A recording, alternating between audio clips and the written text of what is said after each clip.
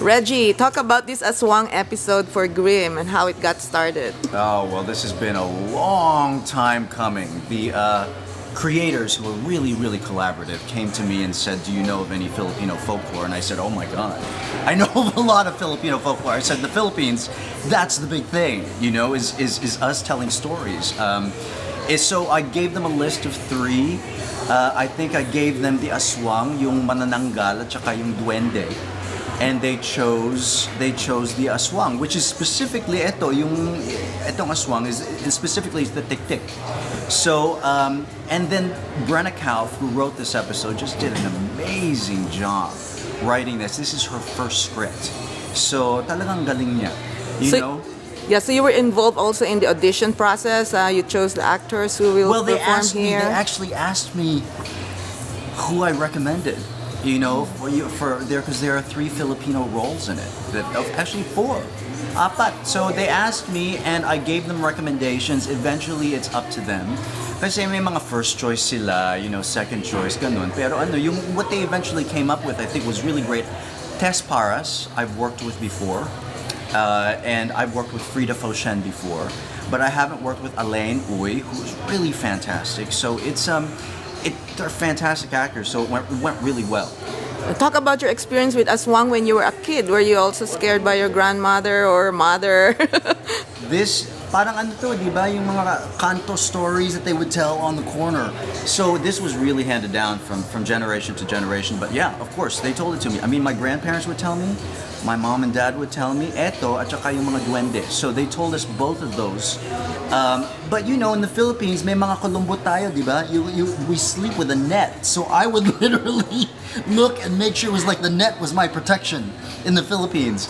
But, you forget about those things, especially when you come to the U.S. But this was such a great connection back to my heritage. So I was really happy that they wanted to include that in this, because how many Filipino stories do you really get on television? I mean, this is really the first that I've known of. So it's big. And I'm hoping to bring Filipino pride back. I'm really proud of this episode, so hopefully it'll do well. Were you a part also of the artwork here? Did you make suggestions on how it should look like? No, because that's all up to them, their creative mind, but I think they were pretty accurate in terms of this one. I had really visions of what the tik-tik would look like, and it was different from what I saw. But I did the homework on this episode and I said, I don't want to see what the monster looks like until I get to the end of my homework, where I actually get a glimpse of this monster. So when I saw it, I was like, holy crap. That is freaking scary. It was scarier than what I actually thought, because it's very strong, kind of really masculine, with the really long tongue. So it was great to finally see. They do a tremendous artwork here, and they do it so quickly, but they really paid attention to this one. And what do you think will happen to Sergeant Wu? His reaction is so different from everyone else's when they see a creature. I think he's a really smart guy, and I think you'll see at the end of this episode that he does whatever he thinks is smart for him to try to figure it out, but it's going to stick with him for a long time. So it's going to linger on through the rest of the season. Now, who knows? Who knows what they'll do with that? But I really like the inclusion they've made him, because he's such a sarcastic guy who's always in control. I love that they've finally given him some vulnerability and some out of control issues where he has to decide what to do. It's a gray area for him. So this is really, it rounds out the character really well. And to that I speak, how many characters do you have on television that are Asian American, much less Filipino, that are really well rounded out. So I'm really, I feel blessed to be a part of this journey. And what are your other projects after this?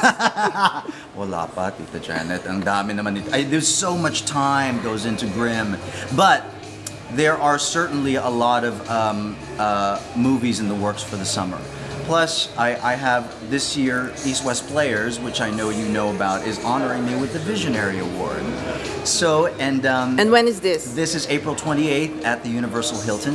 And it's a big deal. It's a really great honor, because they honor only 3 visionaries that have made progress in the entertainment industry and given visibility to Asian Americans. So last year it was Stephen Ewan from The Walking Dead, and this year it's Reggie Lee from Grimm. Yay! Yay! So you have to come. Yes, you have to come. Thank you very much, Reggie, for joining us. Absolutely. Thanks for having me. Okay.